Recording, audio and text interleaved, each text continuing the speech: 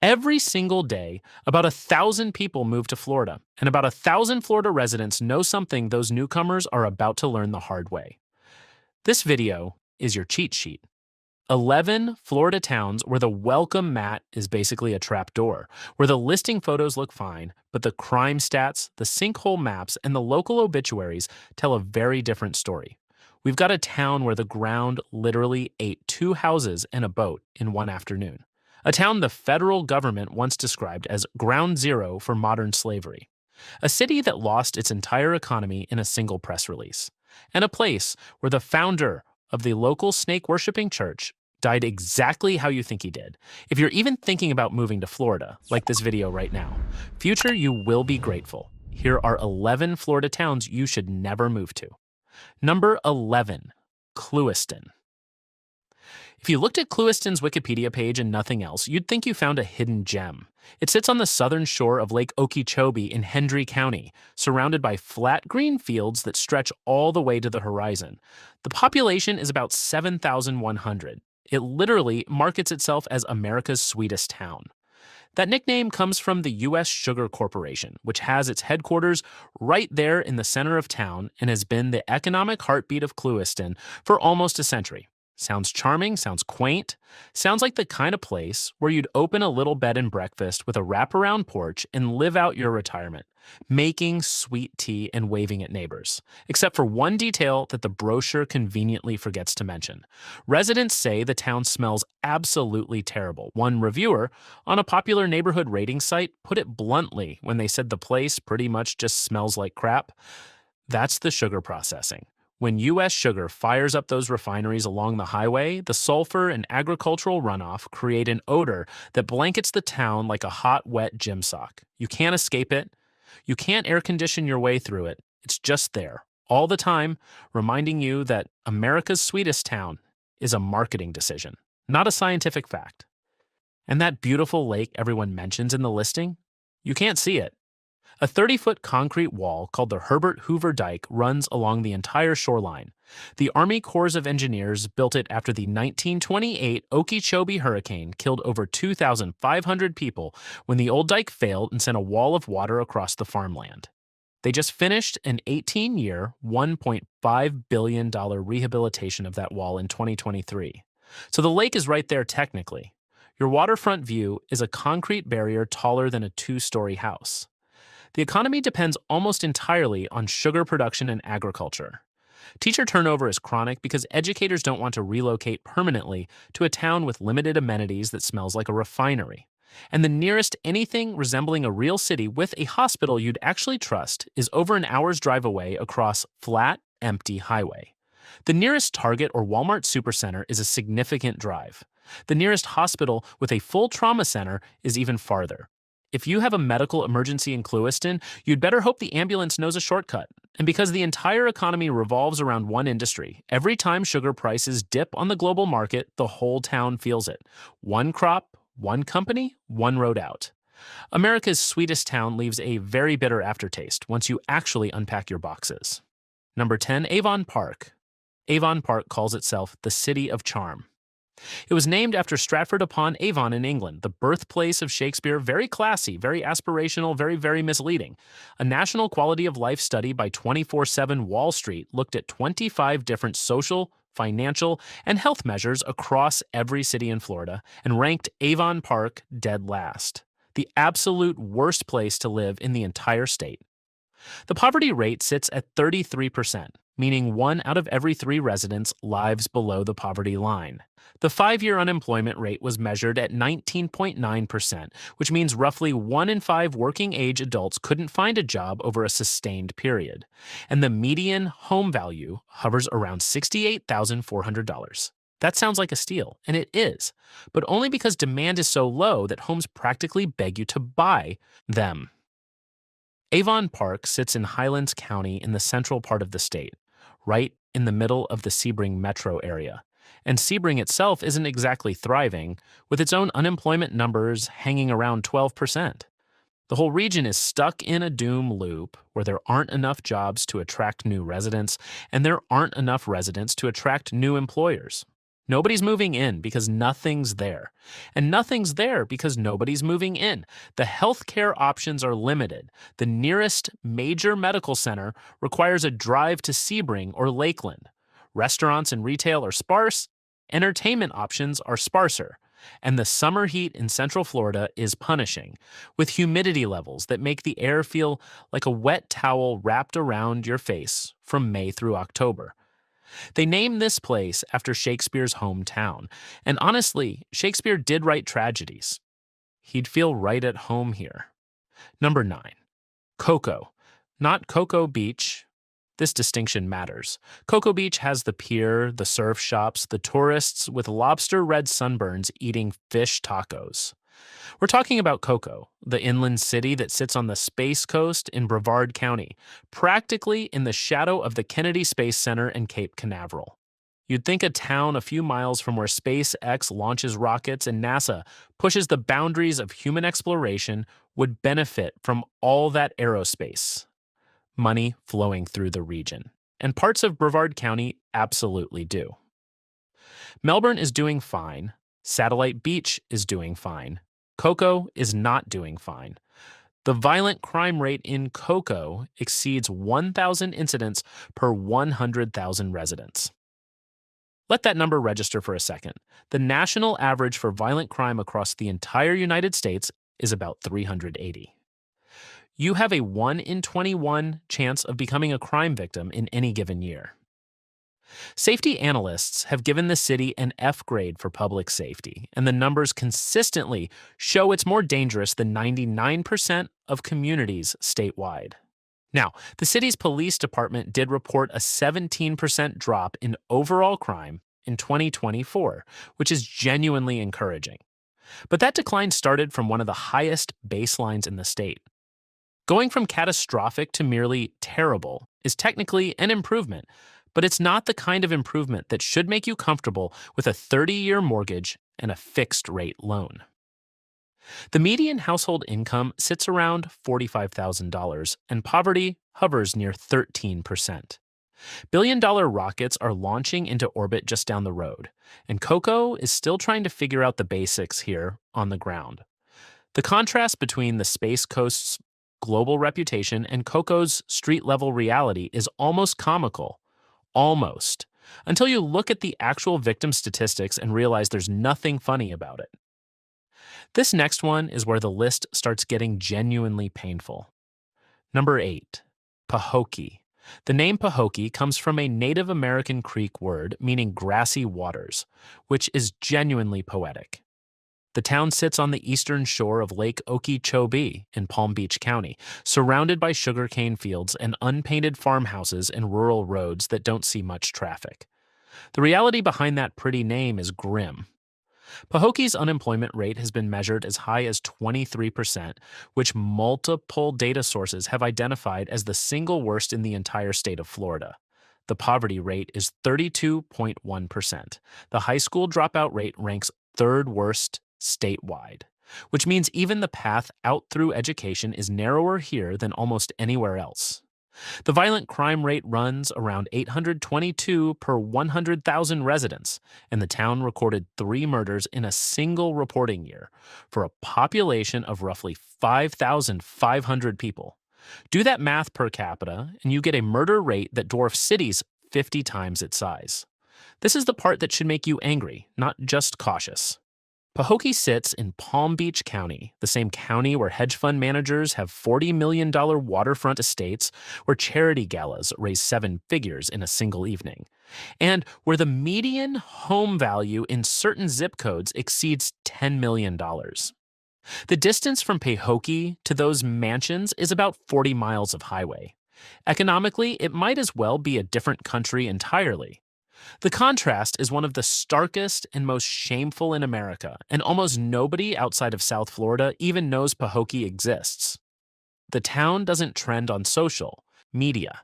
It doesn't show up in lifestyle magazines. It just sits there, quietly poor, in one of the wealthiest counties in the country, while tourists drive right past on their way to the coast.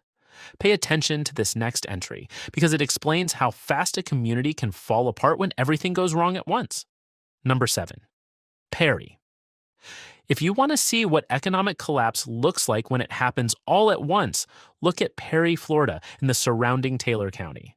This isn't a story of slow decline, this is a story of a community getting hit from every direction in the span of a few months. On August 30th, 2023, Hurricane Idalia made direct landfall near Perry with sustained winds of 125 miles per hour. The storm tore through the rural town, ripped roofs off homes and businesses, downed power lines across the county, and flooded entire neighborhoods. Perry's a small place, roughly 7,000 people, and the damage was overwhelming. Residents were still digging out, still filing insurance claims, still patching roofs with blue tarps. Then on September 18th, barely 2 weeks later, Georgia Pacific announced it was permanently closing the Foley cellulose mill. That mill had operated in Perry for 69 years. It was the town's identity. It employed approximately 525 people directly. It supported nearly 2,000 additional jobs throughout the region through suppliers, contractors, and local businesses that depended on mill workers spending their paychecks. The annual payroll was $77 million, and the mill represented over a quarter of the entire tax base for Taylor County. University of Florida economists estimated the total statewide ripple effect at $571 million in economic losses and nearly 1,900 additional jobs destroyed. And the hurricanes weren't done. Hurricane Debbie hit in August 2024. Hurricane Helene struck in September 2024. 3 major hurricanes in 2 years piled on top of losing the single employer that kept the entire county running. Median household incomes in the Big Bend region already ran $15,000 to $20,000 below the state average before any of this happened. Perry is a cautionary tale about putting all your economic eggs in one basket and then having a hurricane knock the basket off the table while a corporation sets the table on fire. If you're thinking about moving to any small Florida town with a single dominant employer, Perry is the story you need to study first. Because when that employer leaves, they don't take just the jobs. They take the tax base, the school funding, the road maintenance budget, and any reason for the next generation to stick around.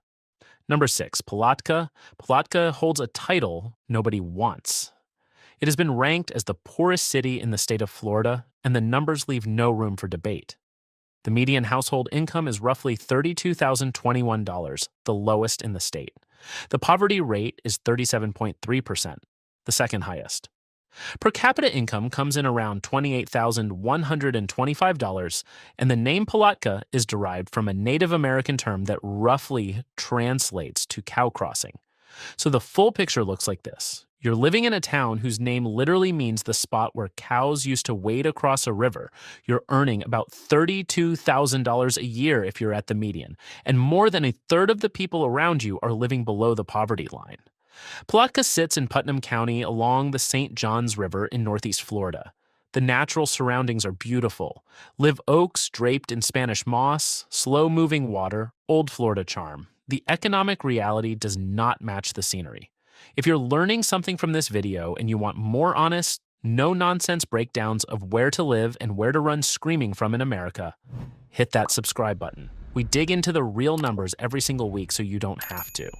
Now, to be fair, local officials have launched something called the Elevate Putnam Initiative, which targets 750 new jobs and $500 million in private investment. That is a genuinely ambitious plan, and if it succeeds, Palatka could become a very different story within the next decade. But right now today, the data says approach with extreme caution. And maybe don't mention the cow crossing thing to the locals. Number 5, Belle Glade. This is the one. If any single town on this list captures the gap between Florida's marketing and Florida's reality, it's Belle Glade, and it isn't close. Belle Glade sits in western Palm Beach County, about 40 miles from the Atlantic Ocean. The town is known locally as Muck City because the dark organic soil surrounding Lake Okeechobee is some of the richest, most fertile farmland in the entire country. Sugarcane thrives there like nowhere else in America. The ground itself is worth a fortune. The people living on it are not nearly as fortunate. The crime rate in Belle Glade runs at 39 per 1,000 residents, which puts it above 97% of all communities in Florida. Your chance of being a crime victim is 1 in 26. The aggravated assault rate exceeds 1,100 per 100,000 people, which is staggering for a town of about 17,000. The median household income hovers around $28,028, and the poverty rate exceeds 28% on the conservative end. Some estimates push that figure well above 40%, depending on methodology and which neighborhoods are included. Back in 2003, Belle Glade reportedly had the second highest crime rate in the entire country, not the state, the country. And around 2010, reports indicated that roughly half of men between the ages of 18 and 25 in Belle Glade had a felony conviction. Think about what that does to a community's ability to recover. Half the young men can't get a decent job, can't vote, can't qualify for housing assistance. The cycle just keeps spinning. And here's the detail that turns this from sad to infuriating. Drive 40 minutes east along Southern Boulevard and you're in Palm Beach proper, surrounded by oceanfront estates worth tens of millions of dollars, private clubs with waiting lists a decade long, and charity events where the appetizers alone cost more than a month's rent in Belle Glade. The wealth gap between Muck City and its own county seat is one of the most extreme in America. The sugarcane industry generates billions in revenue. The people living in its shadow see almost none of it. Belle Glade also carries a darker medical history that most Floridians have never heard about. In the early 1980s, the town became the epicenter of one of the worst per capita AIDS outbreaks in the entire United States. The combination of poverty, limited healthcare access, and overcrowded living conditions created a public health catastrophe in a community that was already struggling to survive. That medical crisis, layered on top of decades of systemic underinvestment in education, infrastructure, and economic development, created a poverty cycle that the town still has not escaped 4 decades later. Number 4, Immokalee. If Belle Glade made you uncomfortable, this next entry might genuinely make you angry. Immokalee sits in Collier County, which is also home to Naples. And if you've ever been to Naples, you know what that means. Median home prices regularly exceeding $1 million. Retirees playing golf on manicured fairways with Gulf of Mexico views. Restaurants with valet, parking, and wine lists thicker than the local phone book. Immokalee is about 35 miles east of Naples across flat agricultural land. And it exists in a completely different reality. A federal prosecutor once described Immokalee's agricultural fields as ground zero for modern slavery. That language wasn't rhetorical. It was a direct statement from a U.S. attorney's office. Over the past 15 years, 9 major federal investigations and prosecutions uncovered forced labor operations and freed more than 1,200 farm workers from captivity in and around Immokalee's tomato and produce farms. The average farm worker in Immokalee earns under $12,000 a year. The piece rate for picking tomatoes has been reported at roughly 50 cents per 32-pound bucket, a figure that has barely budged since 1980. Workers live in overcrowded, mold-infested trailers where rent often consumes 60 to 70% of their income. As recently as December 2016, 2 farm workers escaped captivity by hiding in the trunk of a car near Pahokee. And the cruelest irony of all, Immokalee is classified as a food desert. One of the largest tomato-producing regions in the entire United States does not have reliable access to fresh, affordable groceries for its own residents. Workers spend their days picking the tomatoes and produce that end up on dinner plates in New York City and Washington, D.C., then drive home to neighborhoods where there is no grocery store, no fresh produce section, no farmer's market. The nearest decent supermarket is a 45-minute drive away. They feed the country and can barely feed themselves. Meanwhile, in Naples, 35 minutes to the west, Bamras. Single dinner for 2 at a waterfront restaurant costs more than a week of their wages. Immokalee isn't just a bad place to relocate. It's an indictment of how we treat the people who grow our food. And in a state that sells itself as paradise, that indictment hits differently. All right, the final 3. This is where things get wild. Number 3, Lake City. Lake City sits in Columbia County in north central Florida, and it has earned a distinction that no real estate listing will ever mention. It has been ranked as the most dangerous city in the entire state. The overall crime rate is 53 per 1,000 residents, which is worse than 99% of every community in Florida. Your chance of being a victim of a crime in Lake City is 1 in 19. Not 1 in 190. Not 1 in 1,900. 1 in 19. That means if you moved to Lake City tomorrow and stayed for 19 years, statistically, every single person in your household would have been victimized at least once. Violent crime runs between 1,547 and 1,556 per 100,000 residents, depending on the year. And property crime rates are equally staggering. The poverty rate ranges between 19 and 22%. Per capita income comes in around $29,767, roughly two-thirds of the state figure. The economy offers limited upward mobility, and the cycle of poverty and crime reinforces itself year after year. And then there's the ransomware story. In 2019, hackers locked Lake City out of its own computer systems, email, phone lines, administrative infrastructure, all frozen. The city council voted to pay approximately $485,000 in Bitcoin, specifically 42 Bitcoin at the time, to anonymous hackers, just to get their systems back. The city only paid a $10,000 deductible because the Florida League of Cities insurance program picked up the rest. If you're wondering whether that's a sign of competent municipal governance, the answer is literally written in cryptocurrency on a blockchain ledger somewhere.